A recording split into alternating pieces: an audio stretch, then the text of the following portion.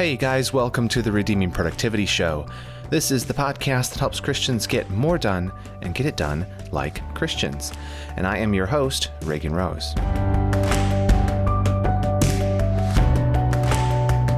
Well, here we are on episode 48, coming in on episode 50. I think that if I time things correctly, episode 50 will come on the first anniversary of the podcast. That's right, ladies and gentlemen, we're almost a year old. So that's pretty exciting. I'm trying to figure out if I'm going to do something special for the 1 year anniversary or not. So we'll see, but stick around for that.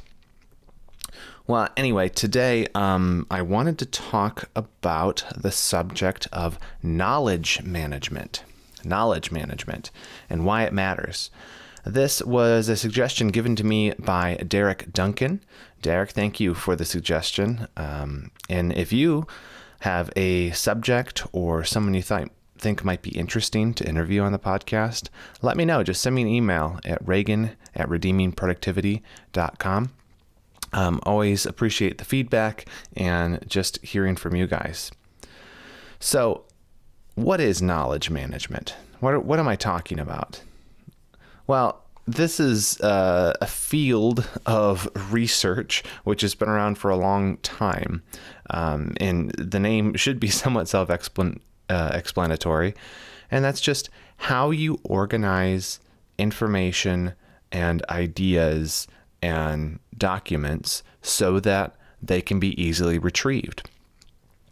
You can see the benefit of this in personal productivity. We live in this crazy digital age where there's just so much information around us. And if you want to do anything with all of that, you kind of need a way to get it organized.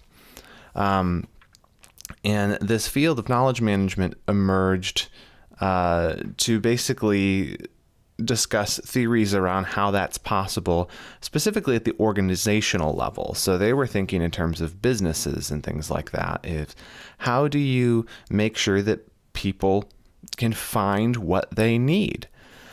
If you've ever been part of an organization that has had turnover in terms of employees, you know that knowledge management can be a valuable thing, because sometimes you lose people that know things that nobody else knows.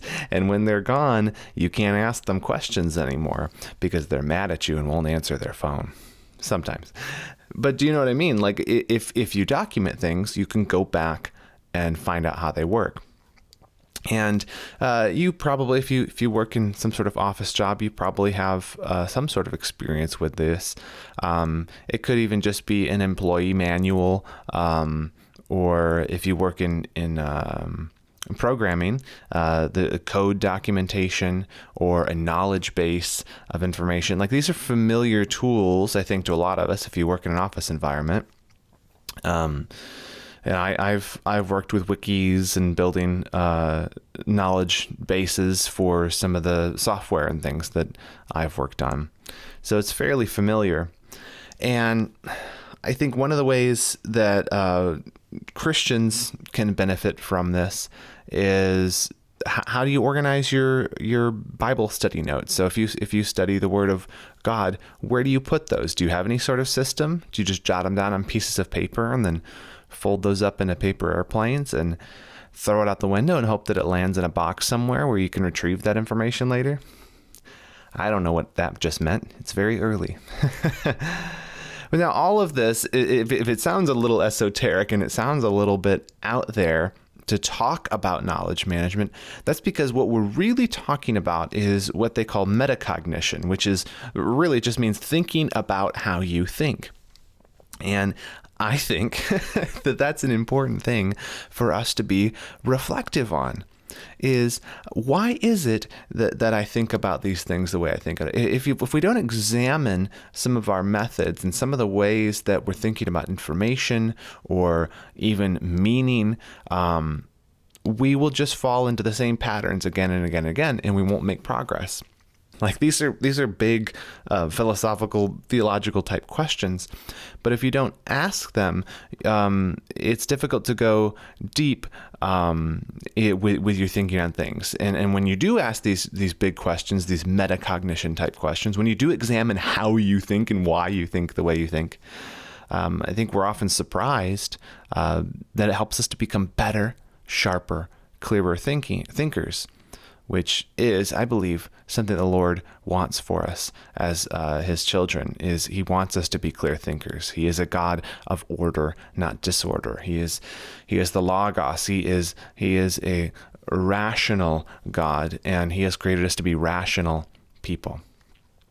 So that's kind of my introduction to why knowledge management matters. And so I want to talk about it as applied at the personal level. So, when people, if you go and look up knowledge management, you find a lot of stuff about organizational level stuff. But this isn't really a podcast about organizations. It's more about personal productivity. And so I want to talk about the benefits of knowledge management at the personal level, give you some tools that you could use if you want to get into this, and maybe some, I don't know, just considerations, some of the consequences of knowledge management, if you will, and some specific things that as Christians we should be cognizant of as we kind of delve into this field.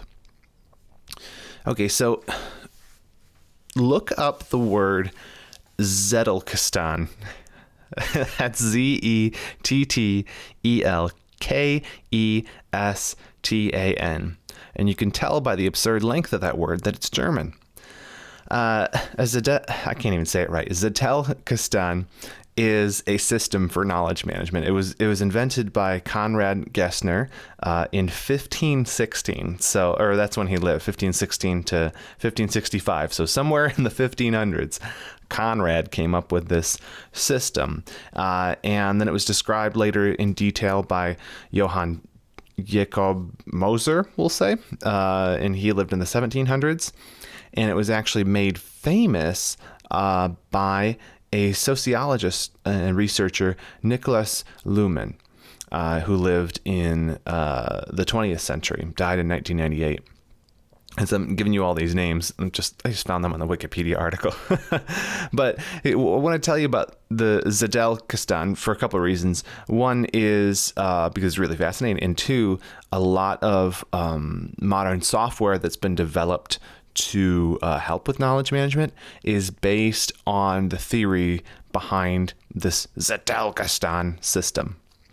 So what is it? What's a Zettelkasten? I'm going to stop saying the word, and I'm going to call it the Z system, because I'm positive that I'm pronouncing it wrong, and it's twisting my tongue into knots.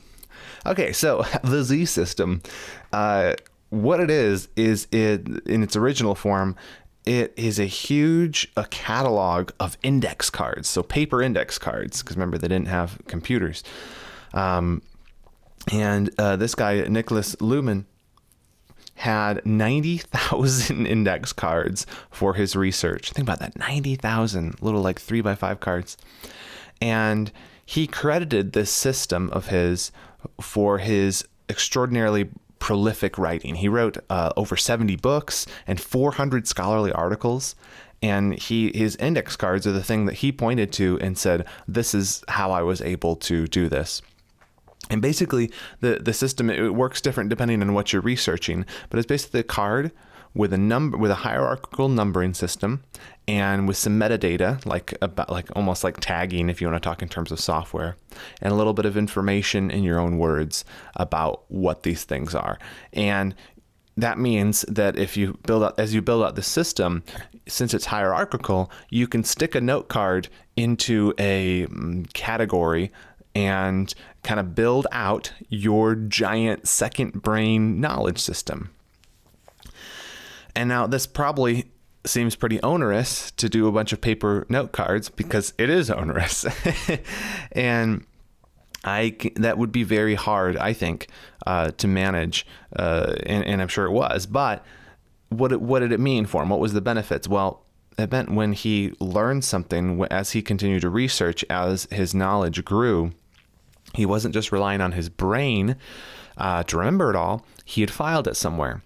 And what's more, if you've ever done this, jotted something down in a notebook and then never been able to find it again, his system, the Z system, enabled him to retrieve that information when he needed it, and in fact discover connections between information that he wasn't aware of before. So he could be going through the category of I don't know what the categories for sociology are, but he could be going through there and he can see all these cards he's put in this one area, and then suddenly an idea for an academic paper emerges in his mind. Or suddenly he sees all these things connected. He said, that's a big enough idea between these connections that I'm seeing here that I should write a book on this, right? And then when he goes to write it, guess what? He's got all the research already done.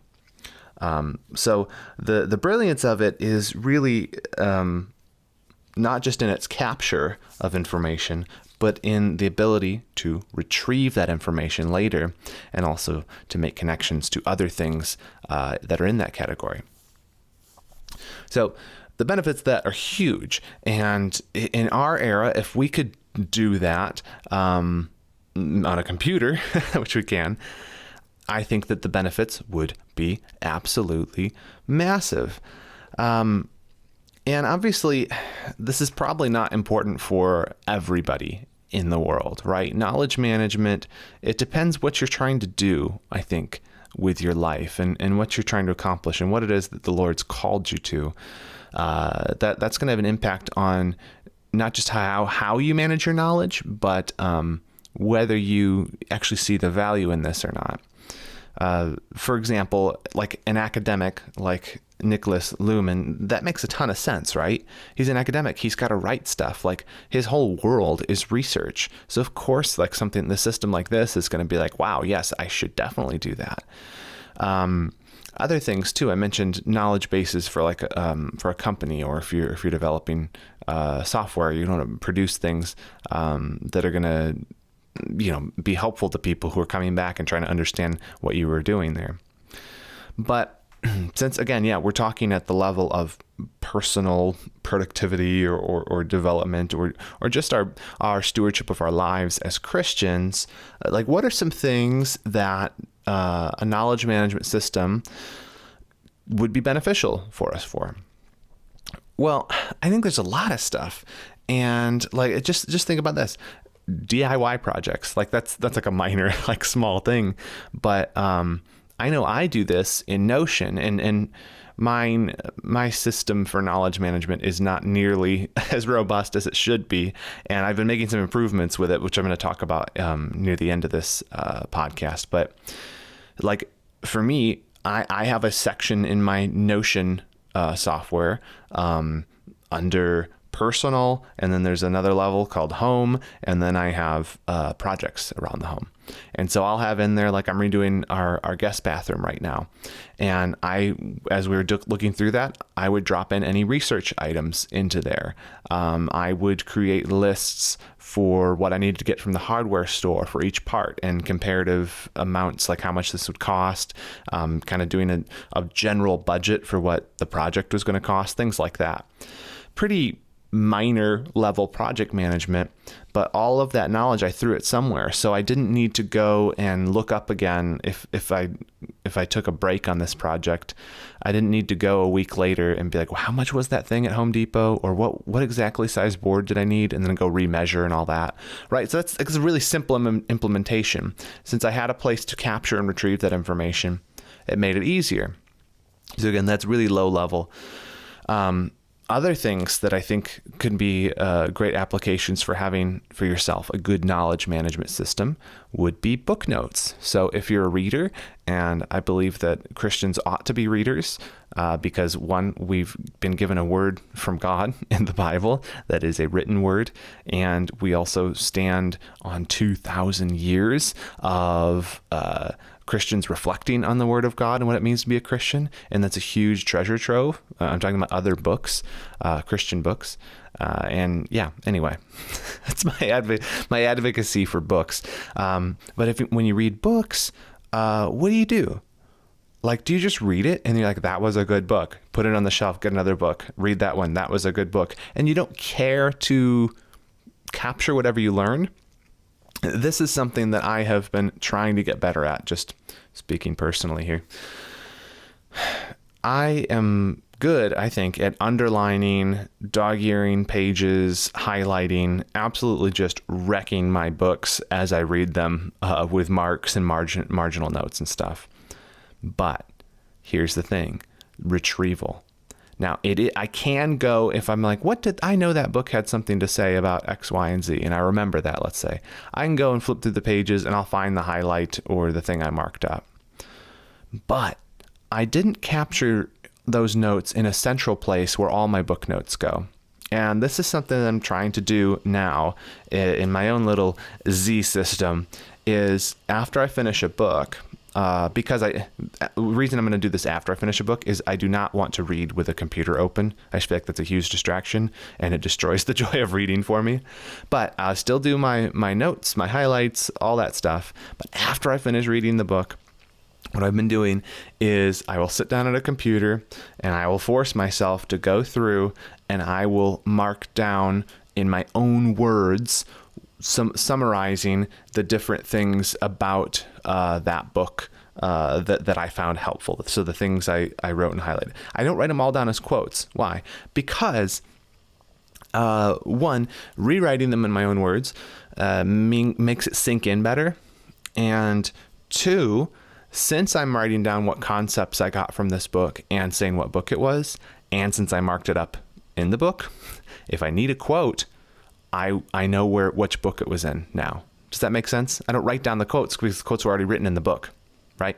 So if I come across them like, oh, here's a great thing about how the Apostle Paul's life is kind of an example of a Christian becoming a better steward of their life over time, which I recently saw in a book. I thought it was an interesting concept. So I write that down. And then if I ever am like, oh man, I need to get some quotes for that because I'm writing an article about that subject and I want to, give credit where credit is due. Well, I'm not going to find it in my notes. I'm going to find the concept in my notes, and then that is going to link me over to the book to go find the exact quote. Anyway, not to belabor the point, but there it is. It's been belabored. Other things you can do in the knowledge management system. Man, I think this would be huge for pastors. Bible study.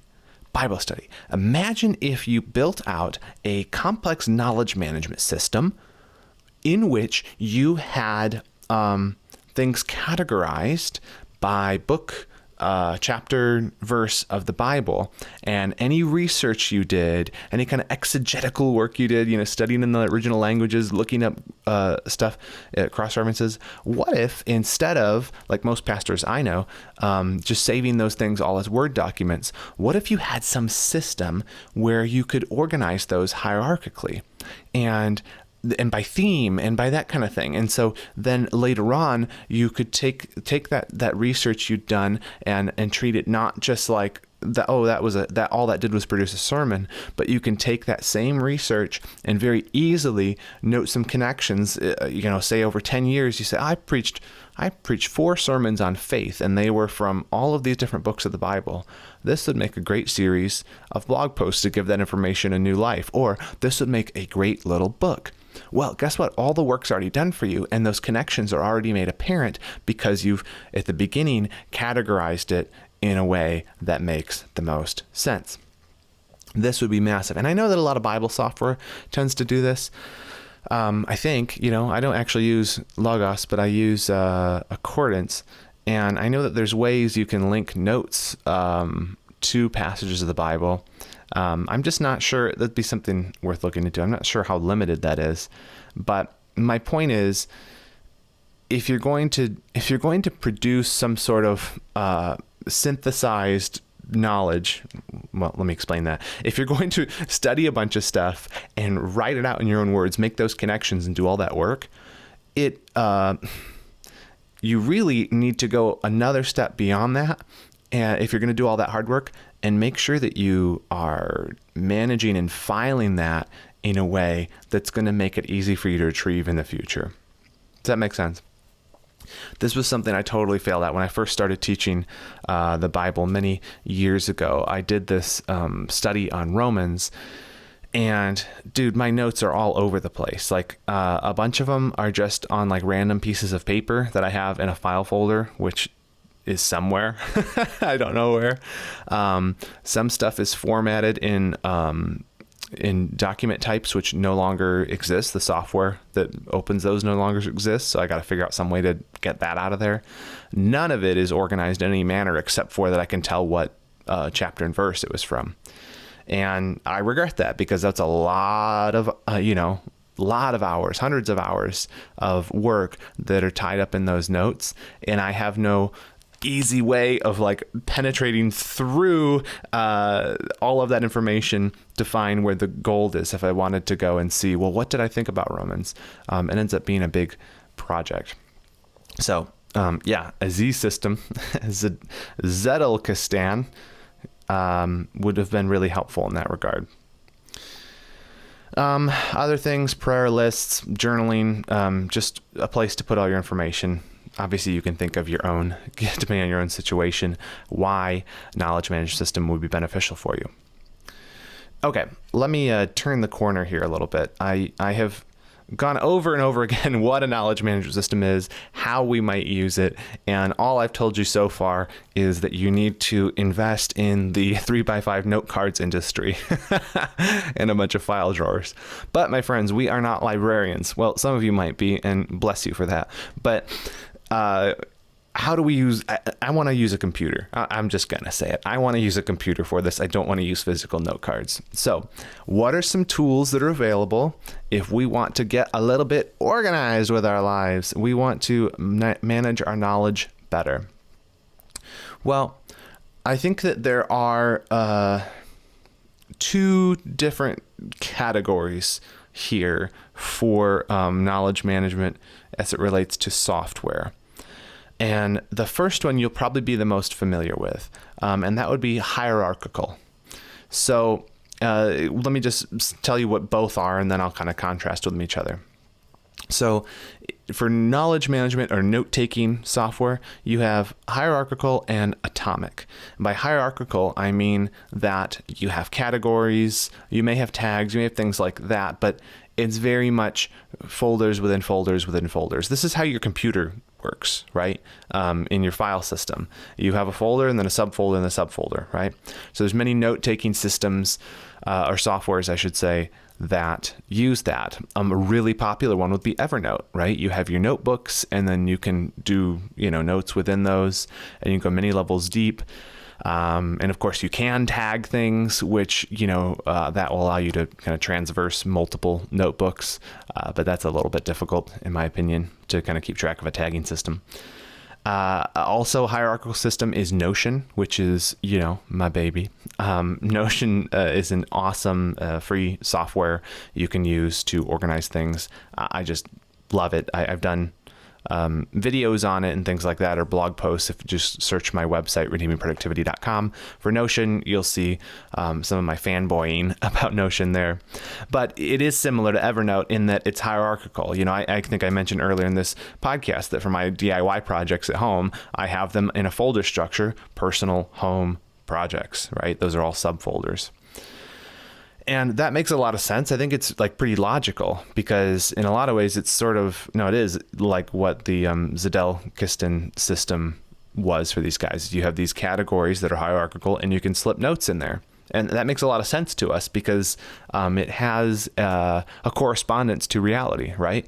If I have like a big file folder at home for all my, documents that I need to keep as physical paper. And I just go find, 2019 taxes and I slip a piece of paper in there. So that makes sense to us, right? What's really cool though is, so that's hierarchical, but there are atomic note-taking softwares now, which I think are very interesting, but are a little bit hard to get your head around at first. So one of those would be Obsidian, which I think I mentioned in a recent article. This is a free markdown note-taking software where you can create connections between lots of different notes. And those connections kind of happen organically. They're called backlinks, and they're two-way. So in the middle of a note on, we're talking about ice cream, for example. I'm writing about a research project on ice cream. I can talk about chocolate sprinkles, and then I realize, there's a lot I need to talk about chocolate sprinkles, and I can kind of put two square brackets around the word chocolate sprinkles. That creates another note, and it also creates a connection, a two-way connection back to ice cream. And so I can write about a bunch of chocolate sprinkles, and I can go back to my note about ice cream, and there's this deep connection.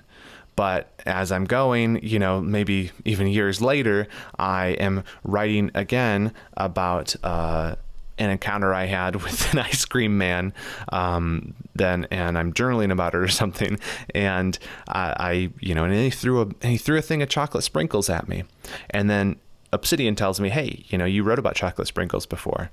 And then I link back to the note about chocolate sprinkles, and in there I discover from my research that chocolate sprinkles are actually toxic when found in the eye, and because this ice cream man threw chocolate sprinkles at me and hit me in the eye, I ended up having to go to the ER, and it saved my vision. I don't know if that will happen. But things like that, connections. So that's Obsidian is one, that's a free one I've been using, and Rome Research is kind of the big boy in the block now. It's a newer software as a service, and it is, I think they just call it a note-taking tool for networked thought. I think that's their tagline for it.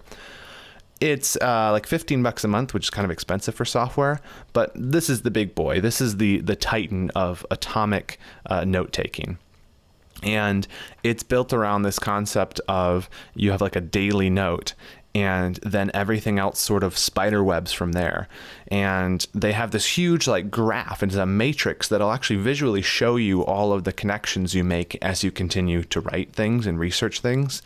And what's cool about atomic, knowledge management systems is they make connections without your needing to deliberately come up with a hierarchy yourself. Do you know what I mean? Like when I create something in Notion, I had to build the hierarchy from the start. I had to decide how everything was going to relate to each other. And even if I was going to use tags, for example, I'd have to figure out, well, how are these tags going to work? What's kind of their taxonomical structure? Like, are the tags all nouns? Can they be nested within each other? And at least in my experience with using hierarchical systems, like everything's peachy and rosy until you have a note or something that defies the system, and then you end up dumping it in some random place. And if you're not being careful to kind of reevaluate how it all fits together and making new folders and new hierarchy as new patterns emerge, eventually your hierarchy turns into entropy and you just have a chaotic note system. So what's cool about Rome or Obsidian, and I'm sure there's other ones out there of atomic note-taking software, is it kind of is chaotic by design. Like you just keep putting more and more information into it, and it starts forming connections, and you continue to build those out and make those connections stronger and stronger. And it does, and this is kind of one of the things that they tout about these sort of systems, is it mimics how our brains work, where connections in your brain become stronger and stronger the more they're reinforced. And it literally, the connection becomes strong, physically stronger. And you kind of build out these pathways of memory and things like that. And these atomic research things mimic that. And so I think that's pretty cool, and I'm digging it. I've been using Obsidian for almost a month now, and Rome I've been using for just the past week, and I'm trying to figure it all out. I'll just be honest with you, I don't love them yet. Ted, who's someone I work with at Grace TU, who is a 7th degree black belt in productivity himself, like swears by Rome. And so we were talking yesterday actually about some of the benefits and how I can get more out of it. And so I'll keep you posted. I'm going to keep trying to use it and get better at it. But still right now, most of my life lives in a hierarchical system, which is Notion. Okay. So that's some of the systems. I would love to hear if you guys are using any of these, and what you think about them. Again, it can get a little bit out there, and it depends. It just so much of it depends on what you are trying to do. Like, what is it? Are you trying to write a book or something? Well, then like this kind of stuff is perfect for you. But for a lot of us, we don't need all of our thoughts connected on paper. Like, it just, what help does that serve? And I want to talk a little bit here for the last few minutes just about what I would say the consequences of knowledge management. When something like this new emerges and you have the ability to do something you've really never been able to do before, which is, perfect memory retention, essentially finding connections you didn't know about. It's helpful, I think, to be a little bit wary, or at least cautious. Like, I'm obviously not a Luddite. Like, I work with computers for a living. Like, all I ever talk about here is like software and stuff to help you be more productive. But I am often, just cautious about things. Now, for example, just ask the question, what does it mean to build an external brain? That's some of the lingo they'll use sometimes talking about knowledge management, is building an external brain, right? Storing long-term stuff for retrieval outside of your head in some sort of system, which is helpful, right? It can be helpful, right? Because your memory's not perfect. But what does that mean? Like, we obviously can't, our long-term memory isn't sufficient to keep up with these things. And so because of the consequences of the age we live in, we have to do this. What does that mean for us as humans, right? I think that's a good question to ask. And where's it going? I listened to one person who was talking about the future of the second brain, and she started talking about, like becoming cyborgs essentially. And she was literally saying this is the trajectory, and she was excited about it. She wasn't thinking, warily about it. She was excited that, eventually we'll have implants, and then we can kind of offload our memories to long-term storage on a little hard drive in our head, which sounds cool, but also sounds like a sci-fi movie in which the human race ends up dying and then is saved by Will Smith. So another thing to just consider is, why is it that our brains can't store things well? Well, this is what theologians call the noetic effects of the fall. So noetic, gnosis, your thinking is all a mess. We are not as bright as we ought to be because sin has made us stupid. And I don't think that it is wrong for us to try to find systems or tools to overcome those effects, right? Or otherwise I'd have to argue that like an epidural is sinful. I'd have to argue that too, because it's overcoming part of the curse, which was the woman's pain in childbearing being greatly increased, right? But I don't argue that. I don't think that that's true. I think that God gave us common grace to be able to mitigate some of those things, some of the effects of the curse. So I think it's okay for us to use tools to try to help us store things longer term in our memory. But I don't know. I try to think about these things somewhat philosophically. And here's the big question. And I'm asking myself this all the time. Were we really meant to be this digitally tied to things? Was I meant to live in a way that required me to retain so much knowledge such that I needed to offload it to an external hard drive? Like, how did God design us to actually live? And these are questions that are definitely transcend the purpose of this podcast, but the things I'm asking myself. If modern life has required me to essentially create a software version of my memory, I wonder if the problem isn't my faulty memory, but if it's the way that we've chosen to live in this world in modern times, in the information age. Just something to consider. I don't have answers to that. Another consequence, I think, of knowledge management systems is, especially the atomic ones, where the structure emerges, like as you write more notes, is what I would call the illusion of progress. I have had this experience with using Obsidian and Rome too, is I just start writing stuff and capturing tons and tons and tons of things. And so sometimes I'll just write about what I'm doing that day, which is fine. I mean, I journal. There's nothing wrong with journaling. And Who cares? I'm throwing it in there.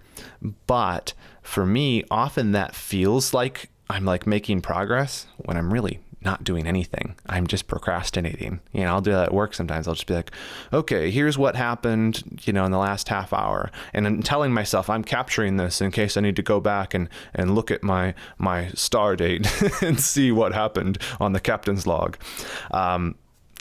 Really, I'm just procrastinating. So there's more of a temptation in atomic knowledge management systems to do that, I think, just because if you do it in a hierarchical system, oh boy, you create a huge mess for yourself, and like, what are you going to do with all these notes? It's just this, now your hierarchical system is super hard to retrieve information from because you've cluttered it up. So let me just finish on a couple of notes here. And that's just, okay, for believers. I think we should be disciplined thinkers. I think that is a very good thing. I think God is a God of order, not disorder, and he has made us to try to think clearly on things. And so knowledge management makes a ton of sense to me as a Christian. I don't know to what extent, but I just think it seems like a wise thing to do, especially as regards Bible study and things that we learn about the Lord. Capturing and being able to retrieve that stuff is going to be valuable to us. But finally, even if we make the best system in the world, we're still going to fail. We're going to lose things. We're still going to forget things. We're not going to be able to overcome completely the noetic effects of the fall in this life. And that's okay. That is okay. Why? Because it reminds us of our finitude. It reminds us that we need God. It reminds us that we are not what we ought to be. And that there is a day coming when our bodies and our minds will be redeemed to serve Lord with our full capacity as we were designed to. So I'm going to try to do that as I live here today, even in this fallen, stupid-brained body. I'm going to use what I can to do that as well as I can right now. But I'm going to look forward to the day when all of those limitations to perfect service are overcome when my Lord returns. And so we look forward to that day. Well, that's all I have for you this week.